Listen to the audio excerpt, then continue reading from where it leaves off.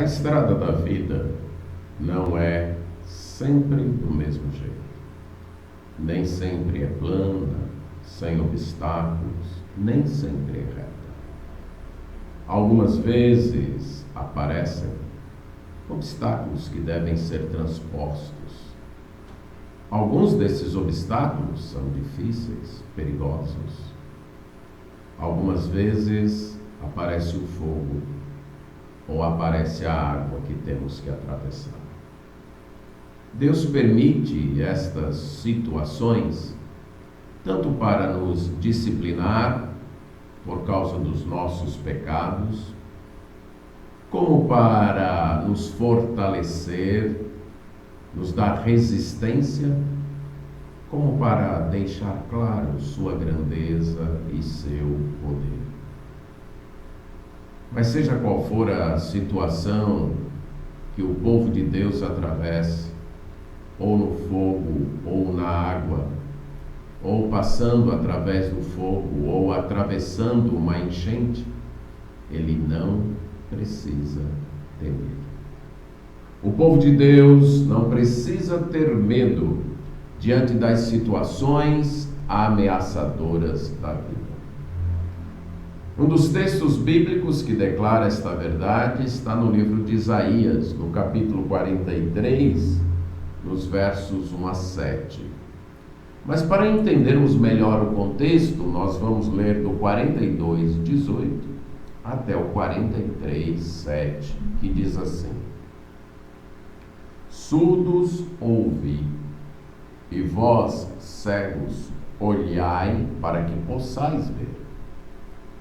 Quem é cego como o meu servo, ou surdo como o meu mensageiro a quem envio? Quem é cego como o meu amigo e cego como o servo do Senhor? Tu vês muitas coisas, mas não as observas. Ainda que tens os ouvidos abertos, nada ouves. Foi do agrado do Senhor, por amor da sua própria justiça, engrandecer a lei e fazê-la gloriosa. Não obstante, é um povo roubado e saqueado. Todos estão enlaçados em cavernas e escondidos em cárceres. São postos como presa, e ninguém há que os livre. Por despojo, e ninguém diz: restitui. Quem há entre vós que ouça isso? Que atenda e ouça o que há de ser depois? Quem entregou Jacó por despojo e Israel aos roubadores? Acaso não foi o Senhor? Aquele contra quem pecaram e nos caminhos do qual não queriam andar, não dando ouvidos à sua lei? Pelo que derramou sobre eles o furor da sua ira e a violência da guerra. Isto lhes ateou fogo ao redor, contudo, não o entenderam. E os queimou, mas não fizeram caso. Mas agora, assim diz o Senhor que te criou, ó Jacó, e que te formou, ó Israel: não temas, porque eu te remi. Chamei-te pelo teu nome, tu és meu. Quando passares pelas águas, eu serei contigo. Quando pelos rios, eles não te submergirão. Quando passares pelo fogo, não te queimarás, nem a chama arderá em ti. Porque eu sou o Senhor, teu Deus, o Santo de Israel, o teu Salvador. Dei o Egito por teu resgate e a Etiópia e Sebá por ti, visto que foste precioso aos meus olhos, digno de honra, eu te amei. Darei homens por ti e os povos pela tua vida. Não temas, pois é porque eu sou contigo.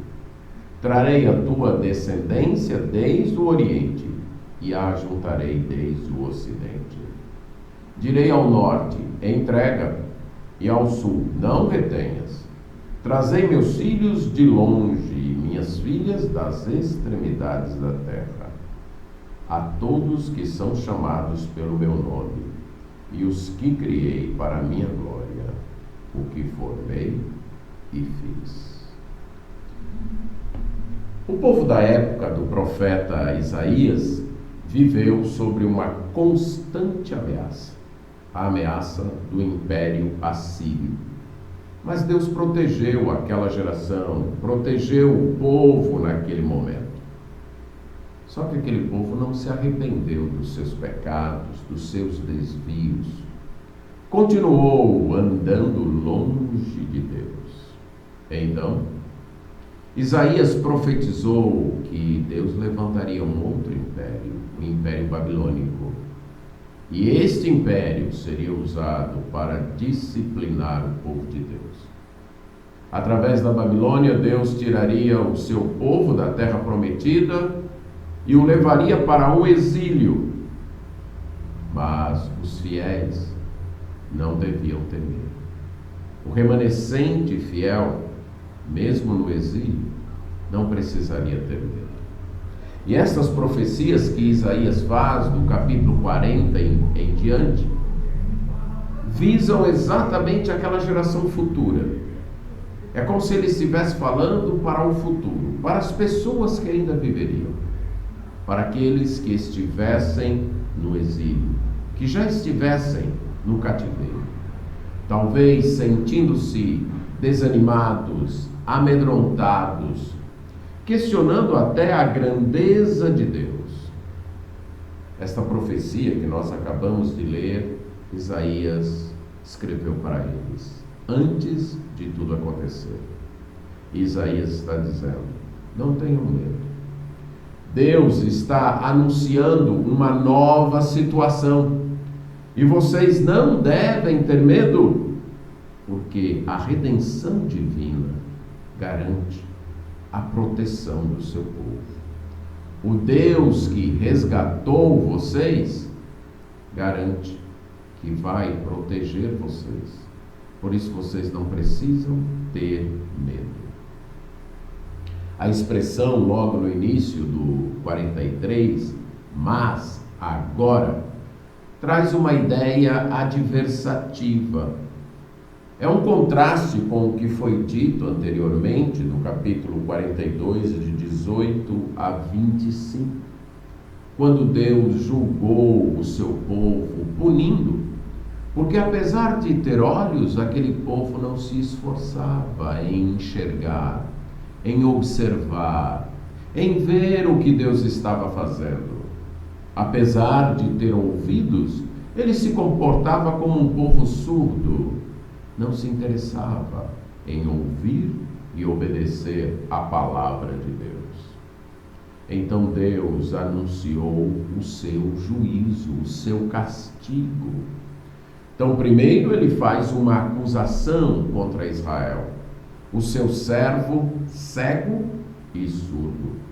Um povo que não entende, um povo que não presta atenção, que não atendeu aos avisos que Deus lhes mandou através dos profetas, e agora está no cativeiro, e talvez ainda sem entender por que tudo aquilo está acontecendo, talvez a se perguntar, por que isso está acontecendo conosco?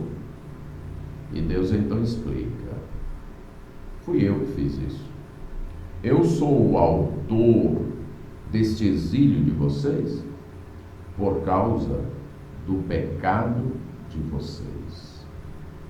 Depois de fazer a acusação e dar a explicação, Deus diz, mas agora eu vou mudar a situação. Mas agora eu tenho uma outra palavra para dizer para vocês. E Deus então passa a falar, dizendo, agora eu quero dizer para vocês, não tenham medo. Assim diz o Senhor, não tenham medo. Assim diz o Senhor que te criou, Um Senhor, então, que formou vocês, que criou vocês, que fez de vocês o povo dele. Não tenha medo. E não tenha medo, sabe por quê? Porque eu te remi. Não temas, porque eu te remi, eu te salvei. Eu fui o teu parente redentor. Essa era um costume, uma prática, inclusive ordenada por Deus, que havia com o povo dele no Antigo Testamento. Quando uma família empobrecia a ponto de perder sua terra e até perder sua liberdade, tornando-se escravo de alguém para poder subsistir, havia o parente redentor, aquele parente mais próximo que tinha o dever de resgatar, de pagar o resgate, para trazer liberdade de volta àquela família e talvez até trazer a terra. Você lembra da história de Boaz e Ruth? Boaz foi o parente redentor que resgatou para Noemi e sua nora Ruth a terra, a liberdade e até a descendência. Então Deus usa esta mesma expressão para dizer que ele é o parente redentor daquele povo. Aquele que resgatou o povo que havia se tornado escravo. Aquele que agiu como resgate, que fez então, realizou então a salvação. E esse resgate era feito mediante um pagamento. O parente redentor tinha que desembolsar o necessário para que o que estava escravo fosse resgatado e tivesse de volta a sua liberdade. Deus diz: não tenha medo, meu povo. Eu resgatei vocês. Eu comprei vocês. Eu salvei vocês. E eu chamei vocês pelo meu nome. Aliás, pelo teu nome. Eu fiz uma escolha pessoal. Eu escolhi vocês. Eu olhei para a terra, coloquei os meus olhos em vocês e eu escolhi vocês. Eu chamei vocês pelo nome. Vocês são meus. Tu és meu. Não tenha medo. Se você pertence ao povo de Deus, se você experimentou a salvação, a redenção dada por Deus, não tenha medo. A redenção divina garante a proteção divina. Escute Deus dizer: não tenha medo, eu te salvei.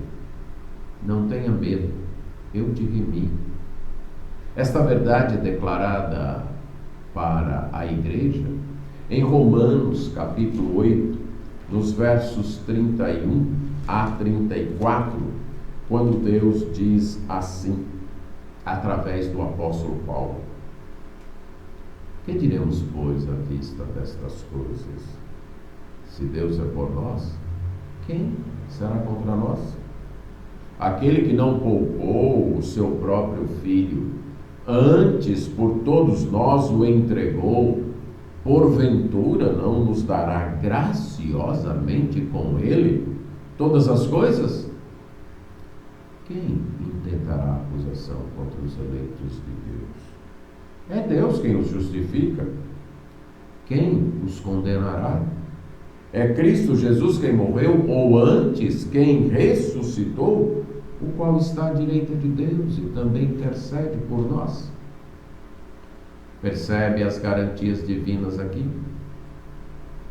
O apóstolo Paulo diz: se Deus não poupou o próprio Filho, mas entregou para a nossa salvação, para o nosso resgate, então não há mais nada que Ele não possa fazer para nos proteger. Então não tenha medo, não temas. Deus nos salvou. Mas voltando para o texto de Isaías, uma outra razão para não temer é que a redenção divina garante a presença divina. Não apenas garante a proteção, mas garante a presença divina. Diz: quando passares pelas águas, eu serei contigo. Uma presença não só nos bons momentos da vida, mas uma presença também nos momentos difíceis. Quando passares pelas águas, os apertos virão, as dificuldades aparecerão. Nós enfrentaremos desafios, e alguns desafios grandes. Águas, rios, fogo. Mas não devemos temer. Deus diz: eu serei contigo. Não devemos ser ingênuos e pensar que enquanto na terra nossa vida será sempre boa, sempre confortável. Não será. Teremos que atravessar alguns rios até turbulentos.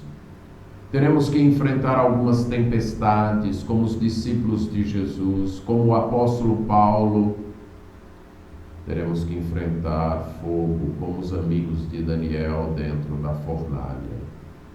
Sim, serão ameaças, e ameaças grandes. Serão apertos que talvez tentem afogar a nossa fé, queimar a nossa esperança. Mas devemos lembrar o que Deus diz: eu serei contigo. Eu estou com você.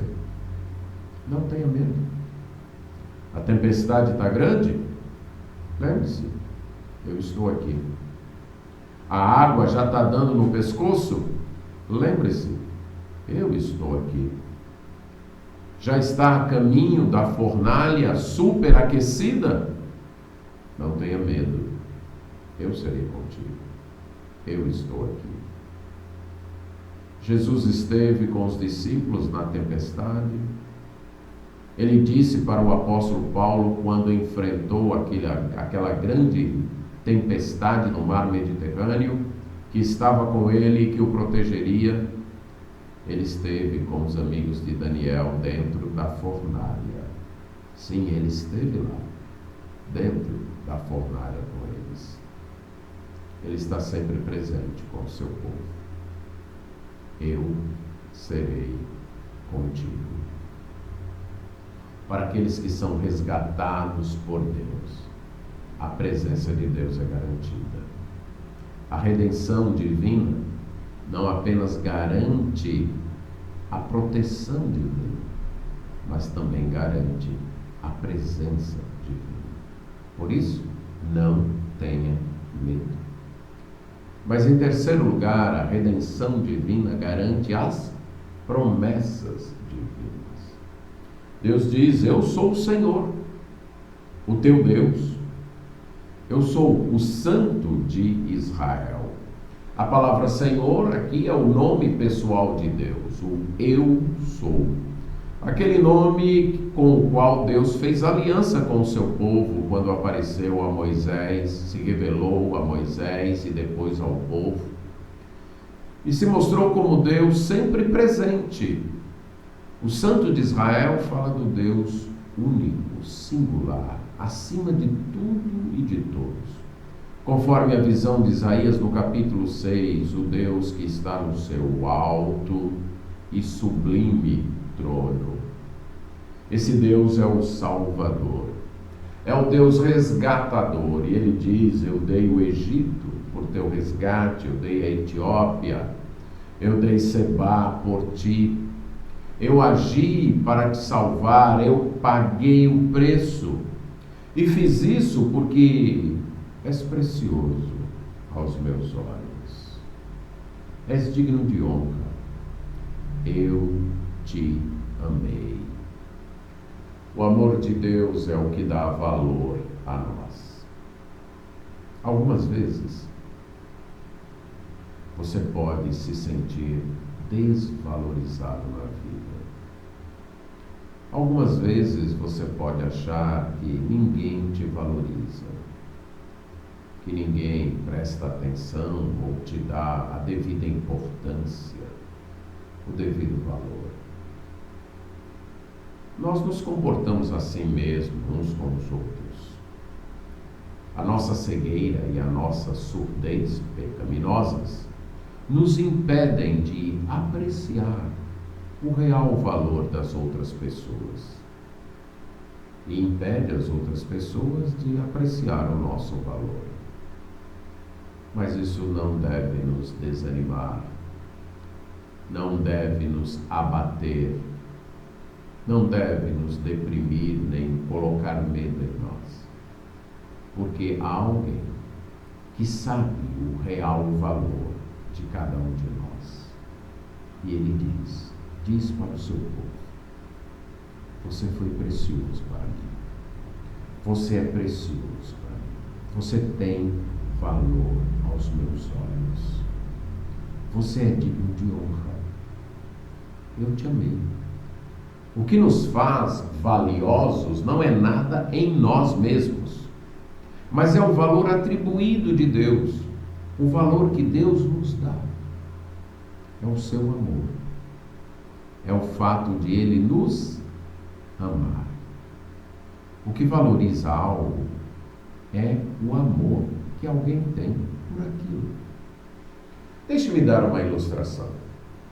Suponha um casal enamorado debaixo de uma árvore, conversando, declarando sua afeição um para o outro. E de repente cai uma folha daquela árvore. E o rapaz pega a folha, tira uma caneta do bolso e escreve naquela folha da árvore: eu te amo. E entrega para você. Aquela folha é uma simples folha de uma árvore. A árvore está cheia de outras. Mas aquela folha é diferente. Não porque é uma folha, mas porque expressou amor. É símbolo de um amor. Provavelmente aquela moça vai guardar aquela folha com muito carinho. Talvez, se alguém quiser trocar aquela folha por outras, talvez até pagar por ela, ela não vai aceitar. Porque aquela folha caída de uma árvore adquiriu valor para ela, por ser expressão do amor do seu namorado. Esse é o nosso valor. Somos assim, tais como folhas secas caídas de uma árvore. Mas Deus colocou os olhos em nós. Deus nos escolheu. Enviou o seu Filho que pagou o preço do nosso pecado e nos resgatou e nos fez pertencer a Ele. Isso é amor. Ele escreveu em nós: eu te amo. E é por isso que nós temos valor. Deus nos ama. Aí está o nosso valor. Então não tenha medo quando você for desvalorizado no seu emprego, desvalorizado na sua família, desvalorizado até na sua igreja. Não tenha medo. Deus te ama. E aí está o teu valor. Deus diz: eu te amei. Por isso que eu estou dando povos por ti, pessoas pelo resgate da tua vida. Não tenha medo, eu sou contigo. E eu vou cumprir as minhas promessas de trazer a tua descendência de volta, de resgatar os teus filhos. Eles serão espalhados por causa do teu pecado, mas eu vou manter a minha promessa. E eu vou trazê-los do Oriente e do Ocidente, do Norte e do Sul. Eu vou trazê-los de volta. Todos os que são chamados pelo meu nome, que eu criei para a minha glória, que eu formei e fiz, eu estou dando a minha palavra, eu irei restaurá-los. Portanto, não tenha Não tenha medo. Em Romanos 8, 28 e 29 diz que todas as coisas cooperam para o bem daqueles que amam a Deus, daqueles que foram chamados segundo o propósito de Deus. Porque Ele conheceu de antemão, então Ele escolheu. Ele escolheu e predestinou para serem conformes à imagem do seu Filho. E depois Ele chamou. E então Ele justificou. E Ele glorificou. Ele tem prometido que vai conduzi-los à glória, passando pela água, passando pelo fogo, passando por todas as circunstâncias. Aquele que iniciou a obra de escolher, que se dispôs a amar, que resgatou através de Cristo, irá completar a obra, irá restaurar. A redenção divina garante as promessas divinas. Se você pertence ao povo de Deus, você vai sim passar por momentos difíceis, você vai sim passar pela água, pelo fogo, você vai passar por provações. Provações virão sim, mas lembre-se, a redenção divina garante a proteção divina. A redenção divina garante a presença divina. E a redenção divina garante as promessas divinas. Então, não tenha medo. Deus te redimiu. Não tenha medo. Deus te chamou. Não tenha medo. Deus é contigo. Não tenha medo. Deus vai cumprir as promessas para com o seu povo.